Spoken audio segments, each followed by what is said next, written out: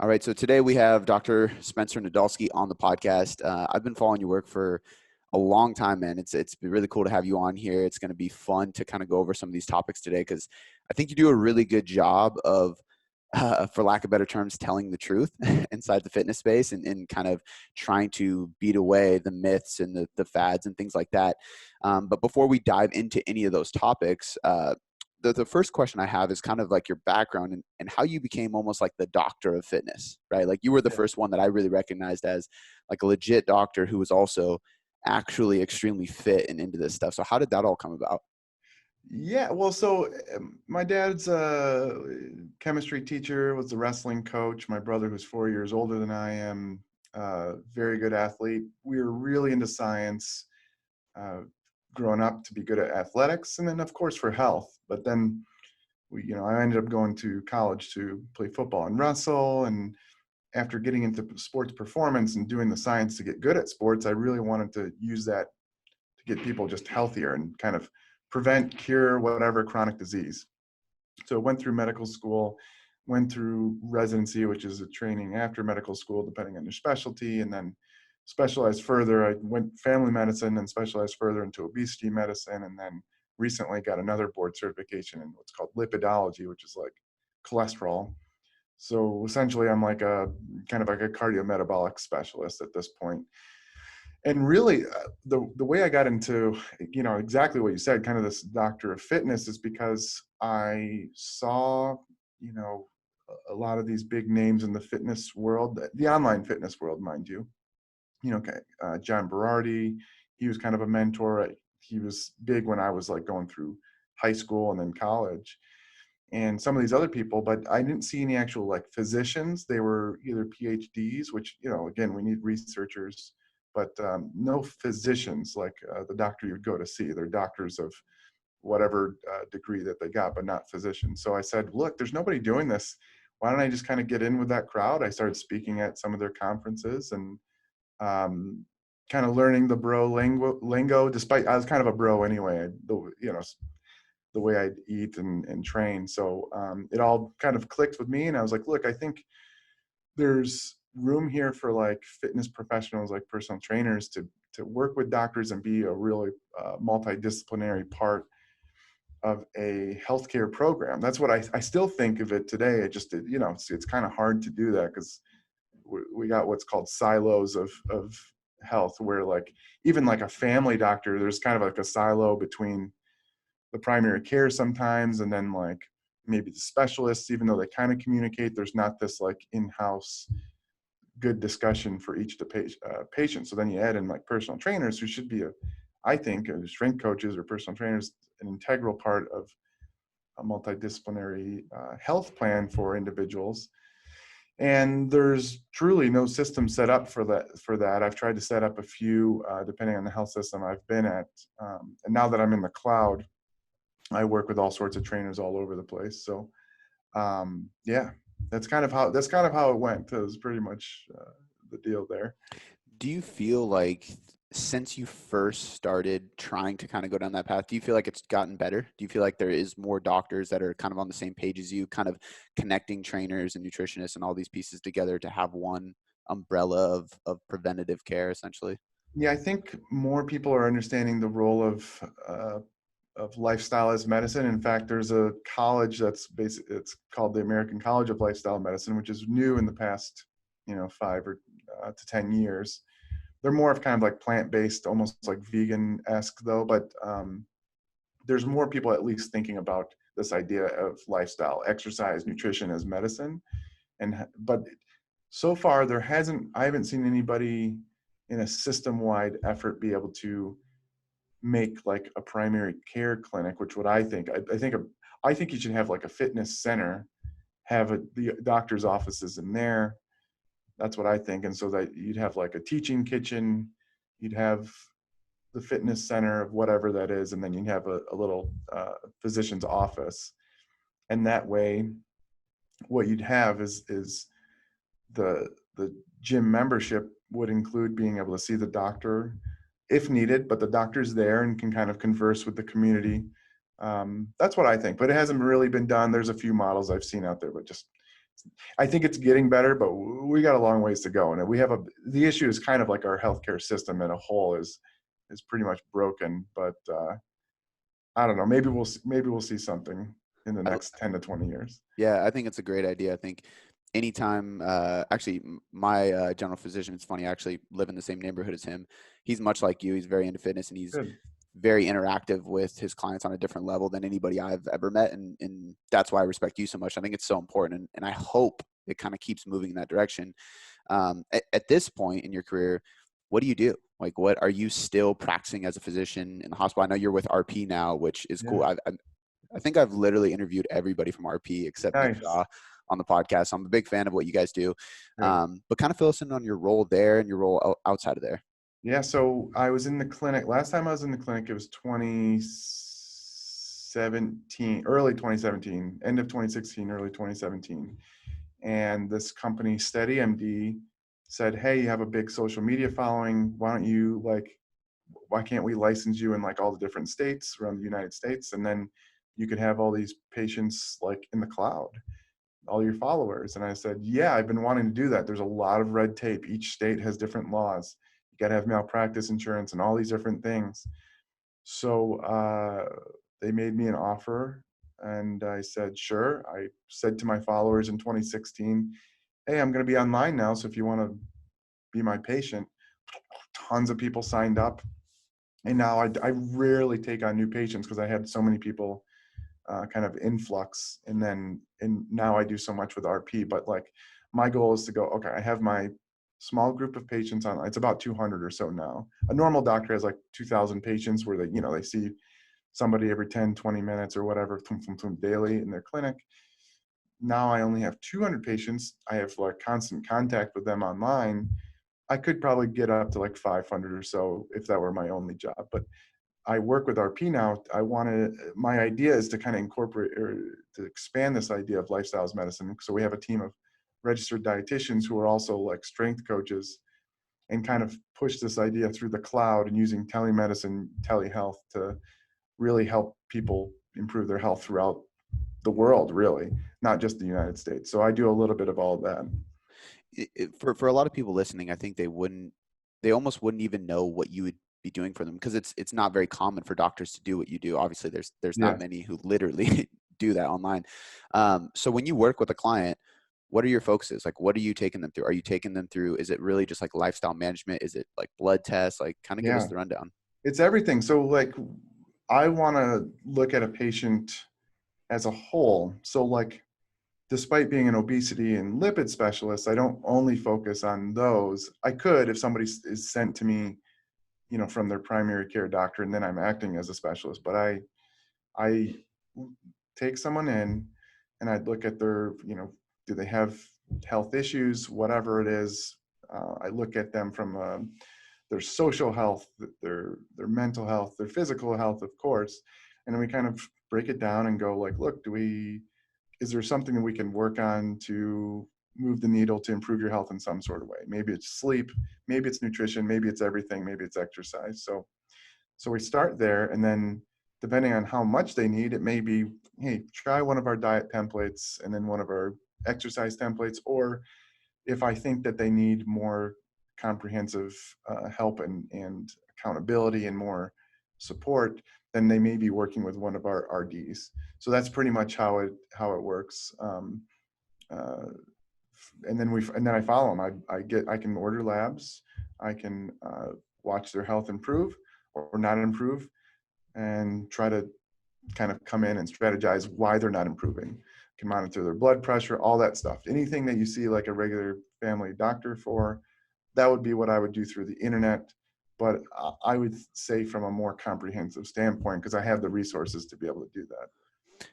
As you're looking at these things, how correlated is like healthy blood work and body composition? Because I think there's kind of like there's been a battle with if it fits your macros and kind of like clean eating and or do calories matter, and we're going to kind of get into that soon. But I'm just curious, like, do you notice a correlation when people really start focusing on their health and their blood work and things like that? All of a sudden, body comp just comes easier.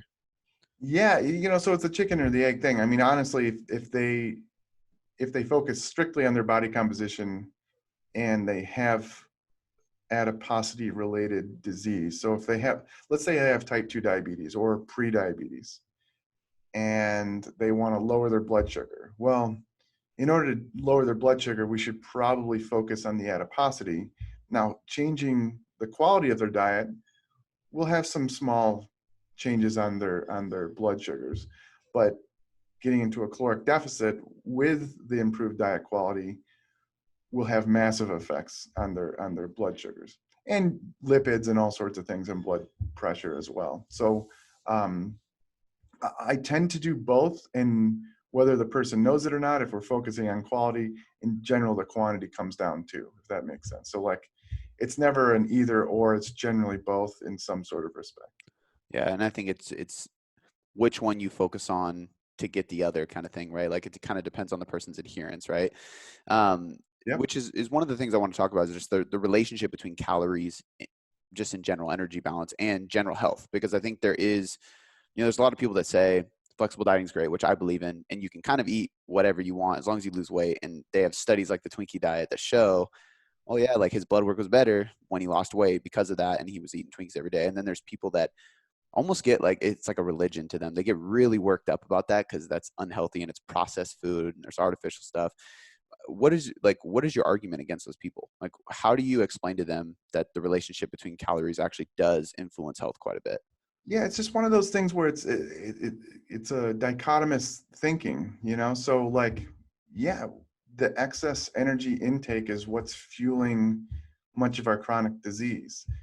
And what they'll say is that if they're not very up to date on like the information, they'll say no, it's because of the sugar and whatever. But if they understand that no, eating high sugar laden, high fat types of foods drive the overeating because they're easily overeaten, then we can get to common ground going, okay, so you agree that it is the energy intake, but the quality of your food is driving the energy intake, if that makes sense. So we usually try to get to a common ground there. But like, if they simply think that it's the hormonal milieu from eating sugar-laden foods, we can then go, well, no, look, there's some studies where they were hypocaloric, meaning they're eating fewer calories than they're burning, regardless of what they ate. Even if it was high sucrose, they still improved their metabolic diseases. So like, it depends. I like to get the common ground and go, okay, so you agree it is the calories. If you get down to it, to most people that are well-read, or at some point, they will agree on that. There's usually a lot of straw man arguments that they throw out there at first, and then finally we get to common ground. But if they don't, then we just go, look, it is the energy intake. Yes, the quality matters. Quality of the food will have changes independent of the energy intake, but the energy intake is the base of the pyramid that we have to take care of, because if you don't take care of that, that's the underlying pathophysiology of all this chronic disease, that the visceral or the central adiposity or the central fat that we have. So take care of that first. If you take care of the quality at the same time, you'll kill two birds with one stone. But you can't just, and in general, when people fix their quality of their diet, they lower their energy intake. So that's what they're thinking. In their mind, they're like, no, I stopped eating Twinkies, or I stopped drinking soda. It's like, yeah, you lowered your energy intake. And they don't realize that. They just think I cut out sugar. But yeah, you'd have to show them metabolic reward studies and stuff like that. But in general, you can get to the common ground, as I said before. I think one of those arguments too is, and I'm sure you've heard this plenty of times, is insulin, right? Insulin Yeah. sensitivity and fasting and things like that. And I'd love if you can kind of hammer that one away, because I get questions about that a lot on the podcast too. And there's even some people who have pretty large audiences who are still really grabbing onto those things. But from what I've read and studied from people like you, it's really not as important as we once thought. I mean, I come from kind of a bodybuilding background. So once upon a time, insulin sensitivity was very important. But the more we kind of researched it, the more we realized it's not. Would you say that's correct? Yeah, so insulin sensitivity is extremely important from a metabolic health standpoint, but it's going to be based around our body composition, how much we sleep, and our activity.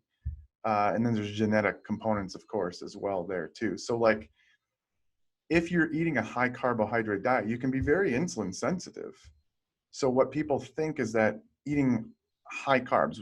And again, they don't differentiate. Well, are you eating lentils or are you drinking soda? That probably has a difference as well. But regardless, if you're eating a high carbohydrate diet and it's eucaloric and you're lean, eucaloric meaning you're eating as many calories as you're burning, your insulin sensitivity won't change.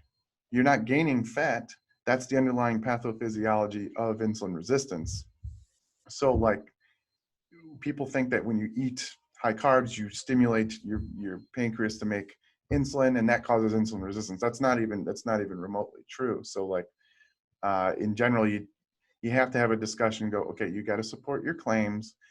And if the person has any idea of study design or anything, they will not be, they'll go, oh, you know what, you're right.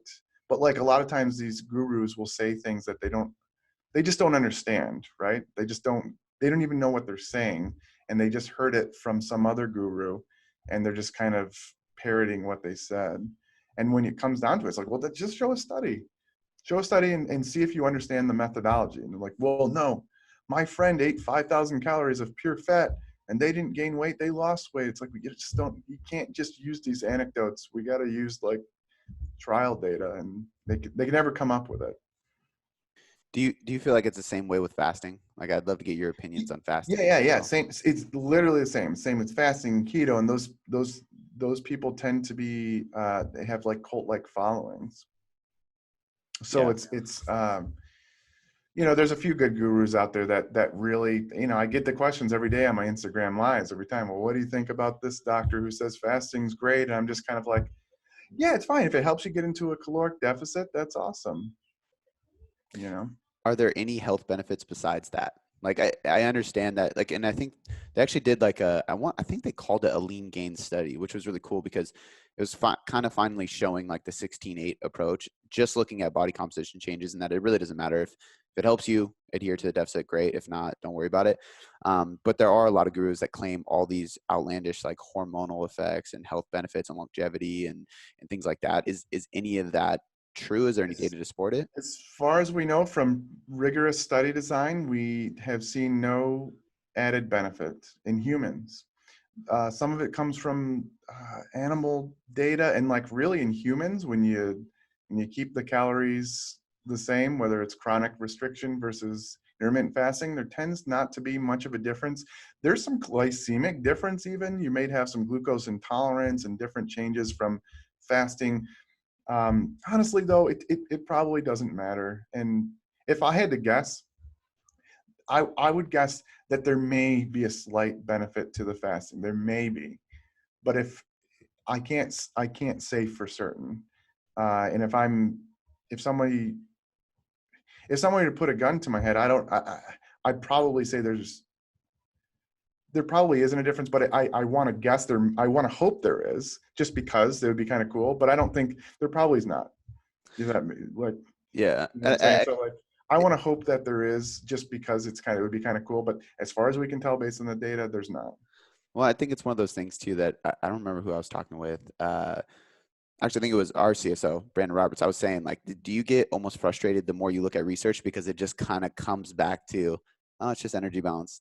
Oh, it's just energy balance over and over again. Yeah. So yeah, I mean, kind of. There's some cool stuff with like the chrononutrition. Basically, when you eat may I was gonna ask about have that. metabolic differences, and it's comes at an enzymatic level. Like we have these enzymes that cleave the triglycerides that are circulating your lipoproteins, all these different things that may be different at different times of the day.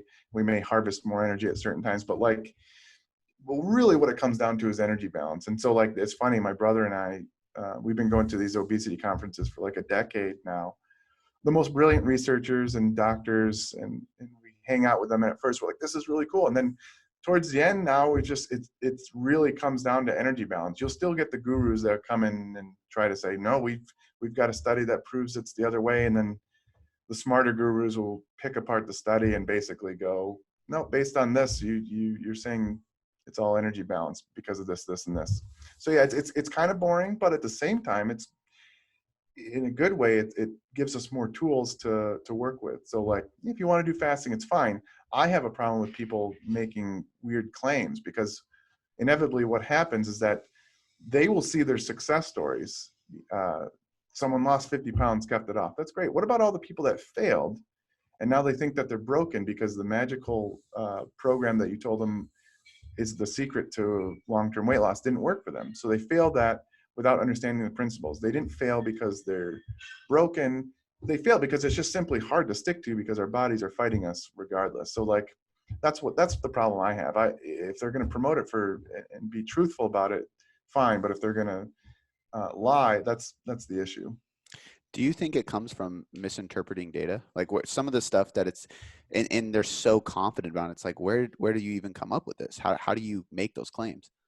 I don't think it's misinterpreted. I think a lot of these people some of them are misinformed and they just, they're not very well read. I think some of these people are super smart and they know how to cultivate a following.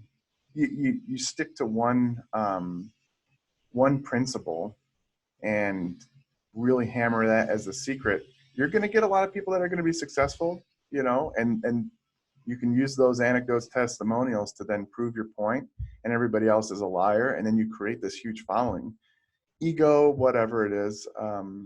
People like fame and fortune. So that's what I think is the driver. Yeah. A lot of marketing behind it. Yeah, Um, absolutely. so I want to dive into hormones. You kind of brought it up briefly because I think it's a really cool topic because it's just so talked about lately, but I want to touch on something kind of random because you like kind of breezed over cholesterol a while back, and I get questions about that all the time. And I know for a long time, even when I remember growing up and my family and my parents trying to avoid cholesterol at all costs and things like that. What is the deal with cholesterol? I guess what does it do in our body? What should we be doing with our diet to either avoid it or to have it or what? Yeah, one of the most common issues I see is that people don't differentiate between the cholesterol we eat and the cholesterol that's floating around in our serum cholesterol levels. So like, it used to be before we see a magazine or whatever, or we see butter, and butter is hard at room temperature. And we think if we eat that, I don't know, somehow that then becomes hardened in our arteries or something like that. That's the plaque, the atherosclerosis. But that's not really how it works. The real issue are these lipoproteins that carry the cholesterol that then get inside of our blood vessels and then become we call retained. So these little lipoproteins carry the cholesterol. They have to because cholesterol is not water soluble. You put oil into water, they separate. So they have to be carried by these proteins to then be delivered to the certain tissues and liver and whatever.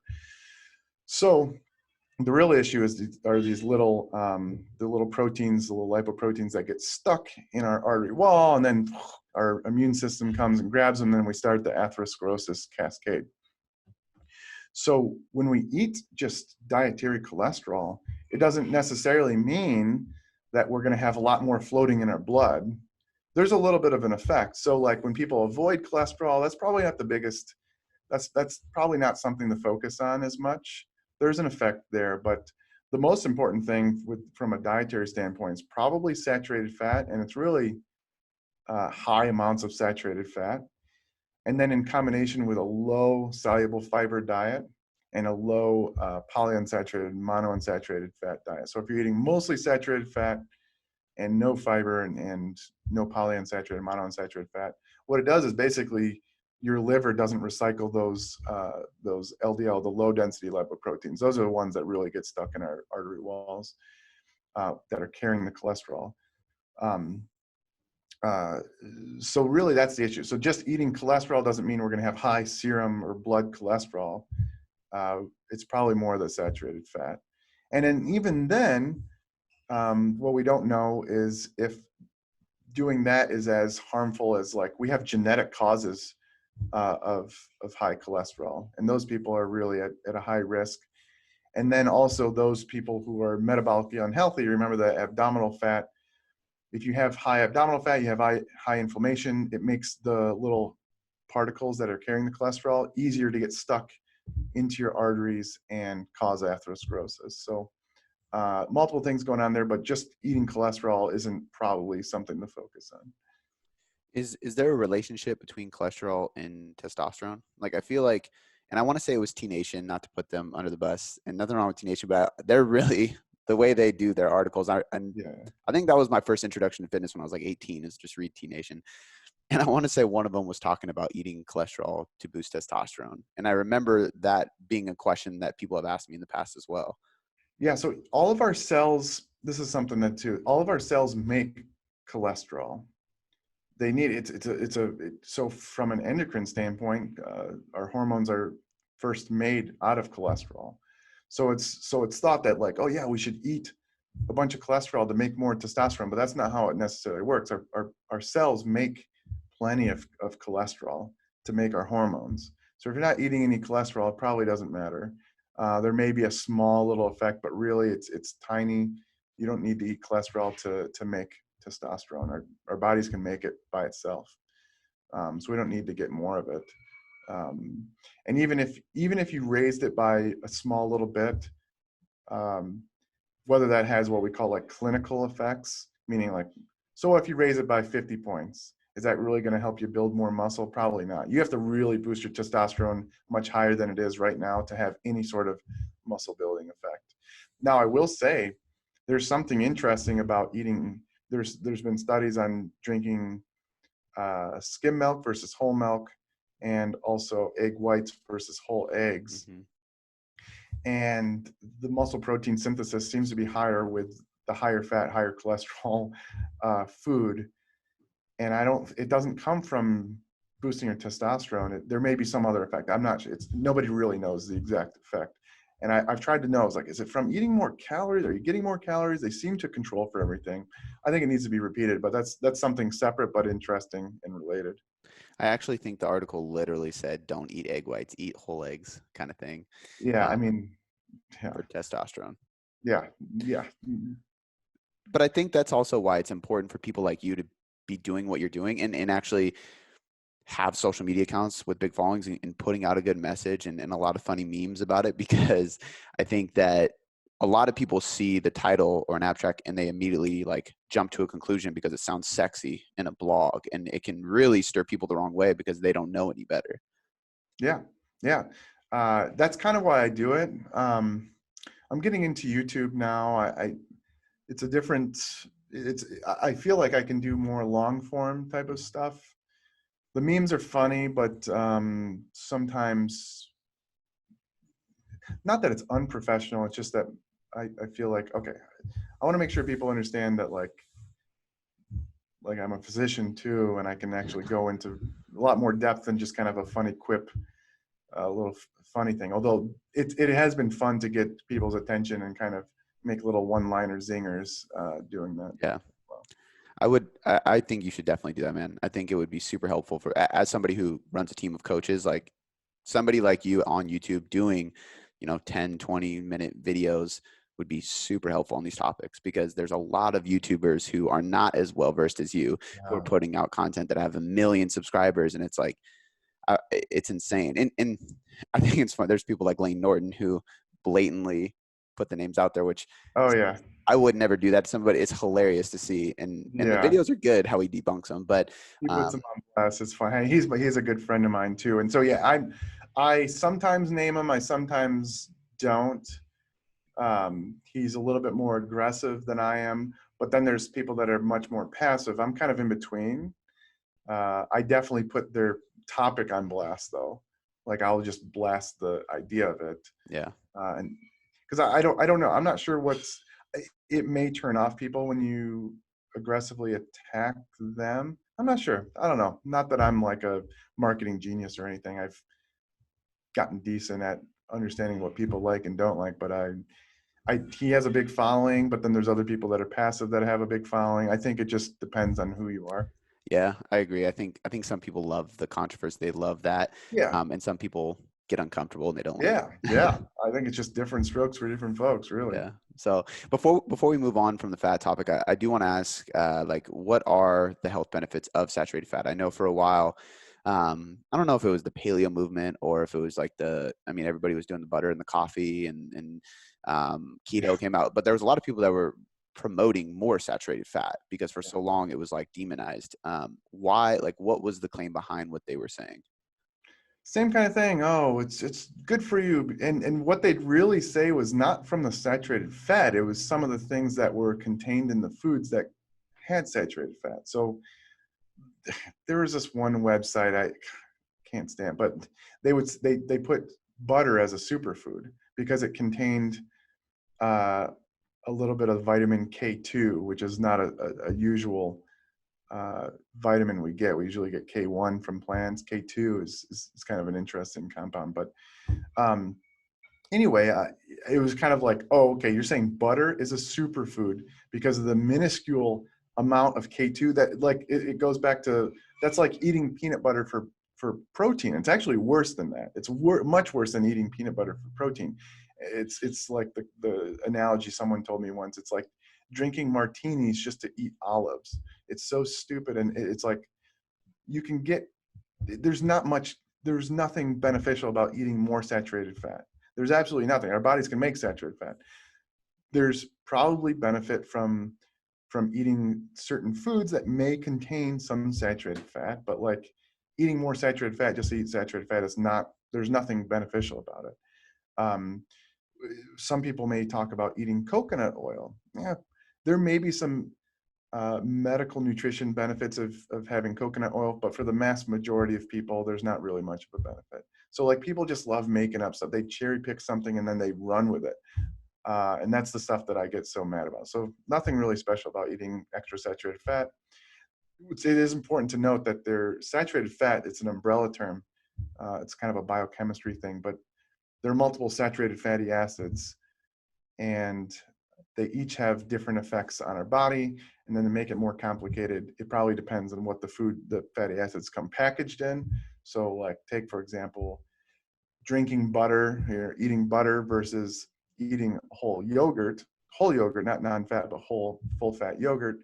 And the effects on your lipids are going to be different based on the food that it becomes packaged in, even if they have a similar fatty acid profile. Calcium, the protein, and there's other things like these milk fat globule membrane little proteins as well, like all sorts of different things. But so it's complicated, but just to eat saturated fat is ridiculous. I think it's funny because it kind of going back to the idea of that everything comes back to energy balance. It always seems like what works is kind of in the middle. It's like, oh, it's not that bad for you, but you probably shouldn't do a lot. And there's these people that are either anti or they're like extremists with it, you know. And I remember coconut oil was a big thing too. Like you kind of brought that up, but the multi-chain triglycerides being converted energy easier, and everybody was like, oh shit, we got to put coconut oil with everything. So, and I use some coconut oil, and I've been asked, I'm like, honestly, I like the taste of coconut oil. So I use a little bit on when I cook, but just a little bit, one time a day, not for any fat burning. They become extreme. I'm going to put a stick of butter. I'm going to put a dollop of coconut oil in my coffee, and boom, all of a sudden their cholesterol in their blood is just super high. It's like, okay, what are you doing that? Well, it's because I'm going to burn more fat. I'm like, you're eating a ton of fat. What are you talking about? It's not going to do anything. Like, what do you? Anyway,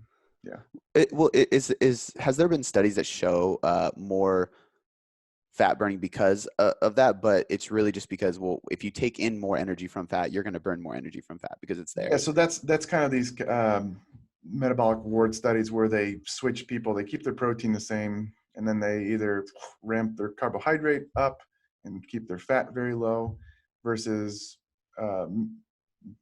carbohydrate very low and fat high up. So they start oxidizing more fat, but it's because they're eating more fat. Now, I will say that eating medium chain triglycerides may be more readily used as fuel than the longer chains, but the effect is so small, like it's not something to focus on. So we're kind of starting to dive into hormones, so I'm going to kind of transition over that. But as a blanket statement, do you think it is kind of overblown right now? Like, I think there's a lot of talk about hormones, and people, it's almost like fear mongering. Like, people are very afraid that dieting is going to cause hormonal issues and that their hormones are dysfunctional and all these crazy things. Do you think there's merit to that, or do you think it's just getting too hyped up?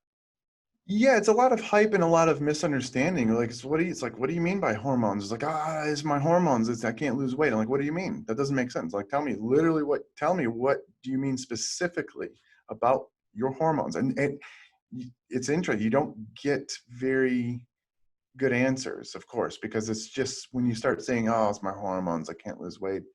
If you leave it ambiguous enough and someone doesn't understand it, then they'll be like, okay, yeah, that makes sense to me. But it doesn't make sense when you actually know what you're talking about, because it's like, okay, well, if you're hypothyroid, yeah, I have hypothyroid, I have Hashimoto's hypothyroidism. So I have to take a thyroid supplement, medicine, to replace the thyroid that my thyroid's not making anymore. So if you have a low amount of thyroid in your body, metabolic rate's lower, that makes sense to me. But once you're replaced, you got normal thyroid levels. So then what other hormones? Well, okay, I'm postmenopausal. I don't have any estrogen anymore. Okay, well, what happens? Well, there may be an effect on appetite, and there may be a nutrient partitioning effect where you may store more visceral fat regularly, more readily than if you didn't have that, or than if you had estrogen. So like postmenopausal women. But it's a small little bit of effect. But then if you're just dieting, like if you have obesity, let's say, and you have 50 pounds to lose, uh, just dieting is not going to screw those up. In fact, dieting would be very beneficial. If you have low testosterone because of your obesity, dieting would actually boost your testosterone. Now, this is different than if you're lean, relatively lean. Let's say you only have you kind of have some blurry abs, you want to get super shredded. You get shredded, then you may have some hormonal dysfunction, because now your body thinks you're starving. It doesn't want to reproduce. Your brain's not communicating with your testicles anymore. Or if you're a woman, they're not communicating with your ovaries anymore. You stop having your period. You don't have estrogen anymore. Now you start losing your bone mass, and now you're infertile. So yeah, there can be some hormonal dysfunction from dieting, and it depends on where you are. But just saying like, oh, it's my hormones or whatever, doesn't really make any sense. Do you think there's a pretty big gap between those people, like the general folk just trying to maybe see a couple abs versus the bodybuilder? Because obviously when you're getting shredded like that, like you said, there's a Yeah. difference. But do you think that's a pretty big gap and people just assume that when you get lean, that's just part of it? Yeah, there's this weird, it's everybody throws the baby out with the bathwater, or whatever you want to say. So on Instagram, it's the diet culture. There's anti-diet culture, and then there's the diet culture. But really, if you're a good clinician or coach or whatever, you understand the differences between like, hey, this person probably shouldn't be dieting. They have a history of chronic dieting. They're always trying to lose 5 to 10 pounds. They're miserable. They clearly have body dysmorphia issues. They're different. We should treat them differently than somebody who has obesity or central adiposity and has hormonal issues, versus a physique competitor who understands the potential health detriment that physique competing can do, but just that's their sport, so that's what they want to do. So like, if we could actually think in a nuanced way, we'd be able to differentiate between all of them. So yeah, there's confusion, because like you get the anti-dieter saying people shouldn't diet. It's like, what? I just had it. Yes, someone just said diets don't work. It's like, well, that's simply not true, number one. And people like, well, people regain a lot of weight after dieting. Well, yeah, there'll be a lot of people, but it's really the issue for the semi-lean people that continually trying to diet. Those people, we should probably rein them back on trying to chronically diet, versus someone who has a lot of excess adiposity. Maybe it's good for them to at least attempt to diet and do it in a sustainable fashion. So really, it just depends on the person. Yeah. And I think that answer frustrates people when you say it Yeah. depends, 'Cause- Black and white. That's why the gurus, I mean, I wish I had as many followers as some of these gurus. The bottom line is I probably never will, simply because I think people want to have their cult. My kind of cult like following is people that are sick of the BS and want the reason and logic. Unfortunately, that's not as many people as the other as the other side, but that's okay. I'm okay with that. yeah. With things like you mentioned thyroid, you mentioned menopause, like all these potential hormonal issues.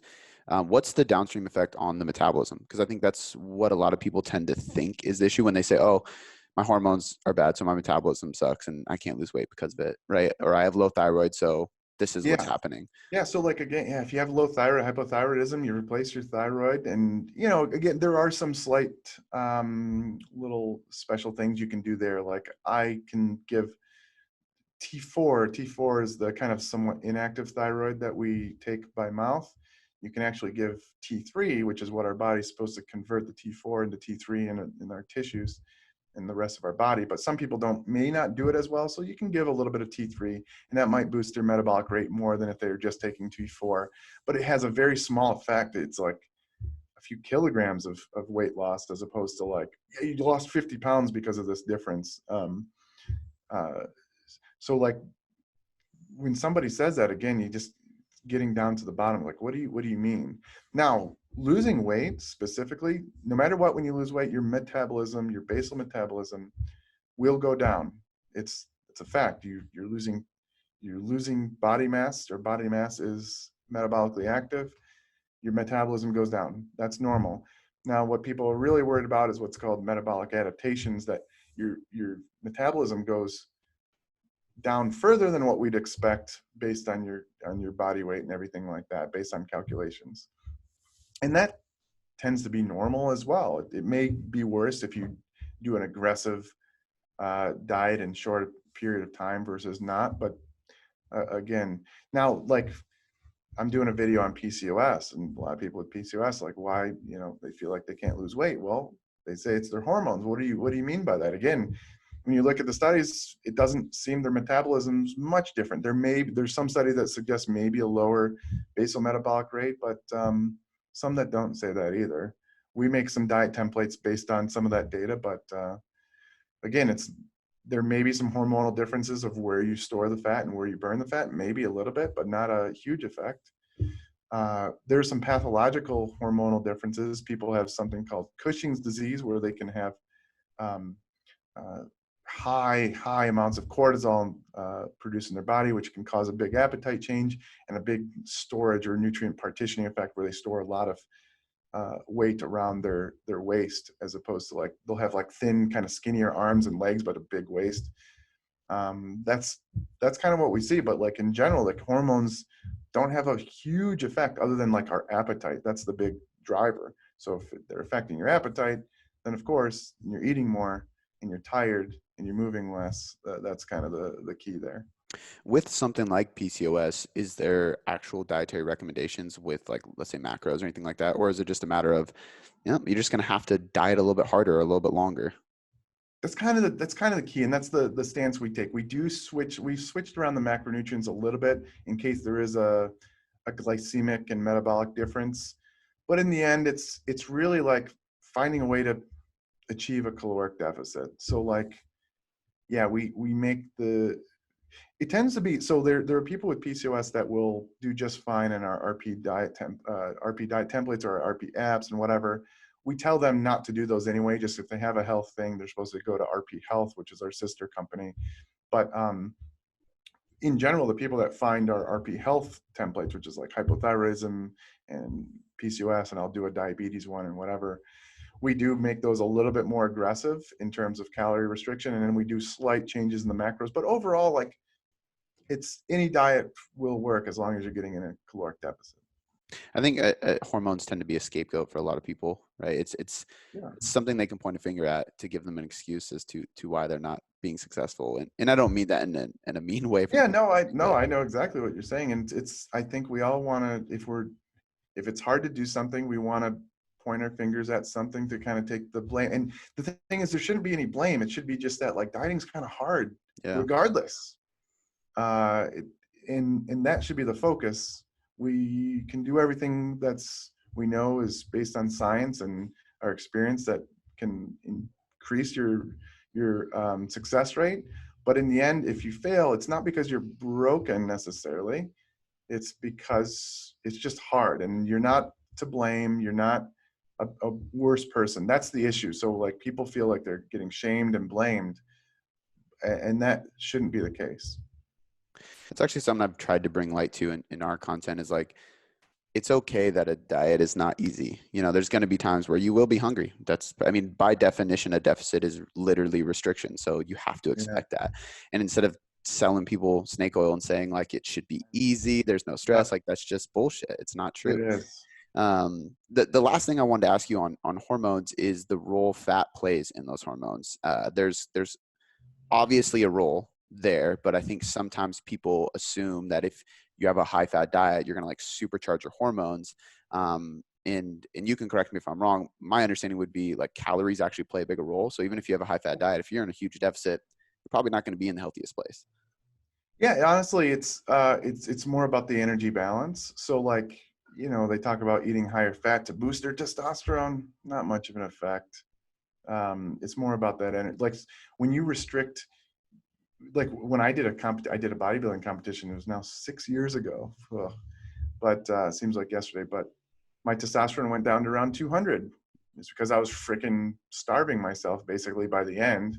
Not even, I was still eating like 2,500 calories. So like pretty high for someone, but like for me with a lot of muscle and like used to eating like 4,000 calories a day, it was a good restriction.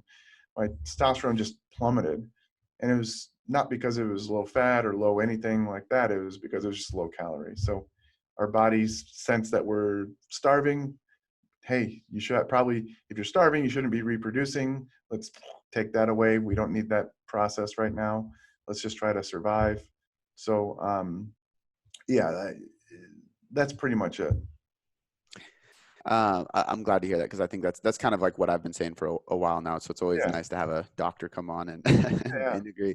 The last question I have for you for today is kind of like your stance on aggressive versus slow and sustainable fat loss. I see this conversation is coming up more and more, and I think there's some people that are really for like, hey, let's just be more aggressive. You're not going to lose muscle. Just get after it and get out of the diet.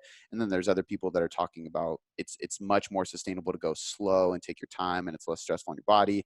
And obviously, in my opinion, there's a middle ground. I think it really depends on the person, but I'd be Yeah, curious to hear your thoughts. yeah, super.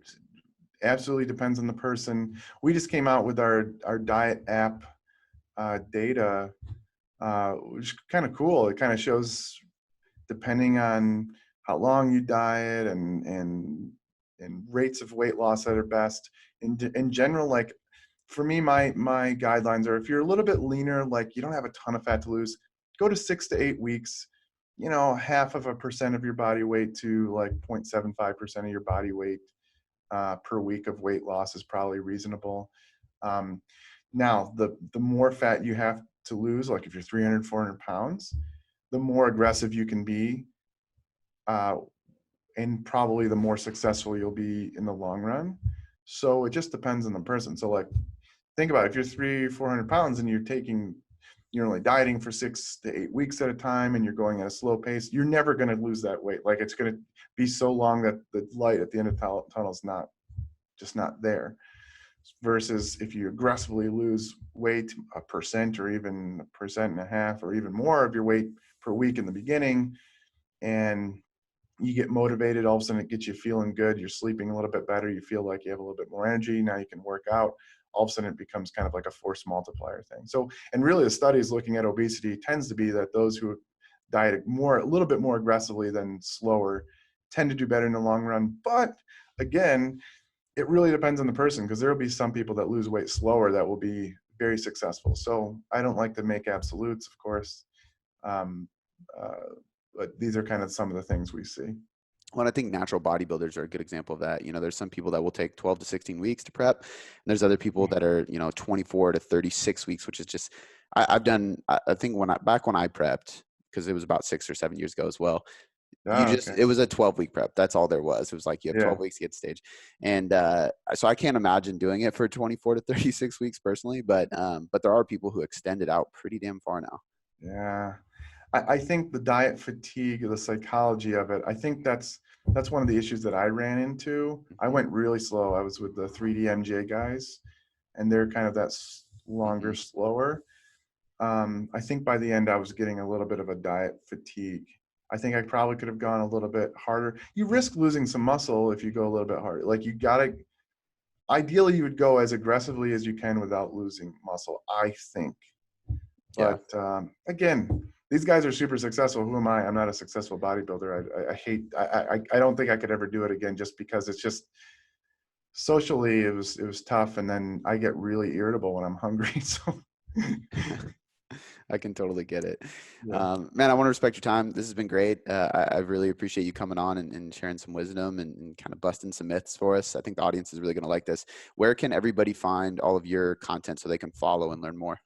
Yeah, Instagram at Dr. Nadolsky, DrNadolsky, and then YouTube. You can connect to that one. My Dr. Spencer Nadolsky. I'm trying to put new stuff out each week. I got a videographer and all this stuff. Trying to make a different platform grow as well. Perfect. I'll link all that in the show notes.